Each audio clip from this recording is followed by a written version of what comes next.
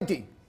पाकिस्तानियों ने, आईएसआई के एजेंट ने, उनकी आर्मी ने बाकायदा प्रोटेक्शन दी थी। 19 अप्रैल की तारीख थी वो। इससे पहले 5 फरवरी उस तारीख को हमास के लोग आए थे और उनको करारा जवाब दिया है। अटैक किया गया बहावलनगर के अंदर। विजेंद्र, हमास जो है एक आतंकवादी ग्रुप है।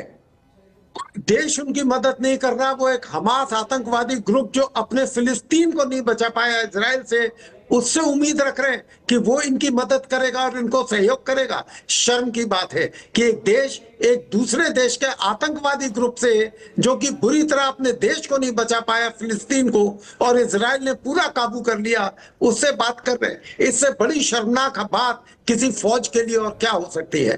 पाकिस्तान को सोचना चाहिए कि वो किस हद तक दिवालियापन का अपने मिलिट्री स्ट्रेटजी में, अपने इक्विपमेंट के बारे में और अपनी सोच के बारे में दिवालियापन जाहिर कर रहा है।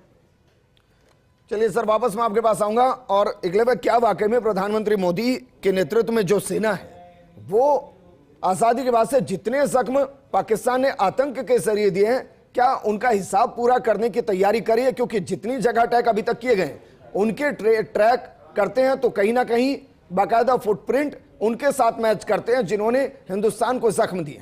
देखिए, आज दिन में एक बहुत बड़ी खबर कंफर्म हुई थी विजेंद्र जी, जिसमें ये पता चला कि अब्दुल रऊफ अजहर, जो कि मसूद अजहर का ब्रदर ही नहीं, उसका राइट हैंड मैन भी था।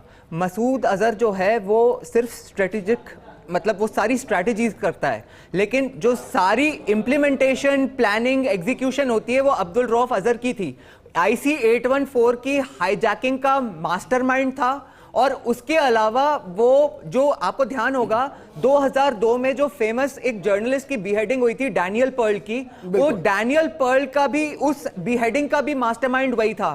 तो उसको उड़ाया गया। और आप देखेंगे कि भारतीय सेना ने अपने प्रेस कॉन्फ्रेंस में शुरू में जो 9 टारगेट्स को तबाह करा गया था परसों रात को, उनकी पूरी स्टोरी समझाई थी। तो ये ब्लूप्रिंट, मेरे ख्याल से, मैं समझता हूं कि आपके कई डिबेट्स पे हमने इसके बारे में पहले भी चर्चा करी है, हमेशा से भारत के पास तैयार रहा है कि इस बार यदि अगर आतंकवाद को जड़ से खत्म करना है तो उनकी ये जो सारी स्टोरीज हैं, आप देखेंगे कि जिन टेररिस्ट को डिस्ट्रॉय करा गया है, उनको एलिमिनेट किया गया है, ये सब किसी ना किसी, चाहे वो हमारे पार्लियामेंट के ऊपर जो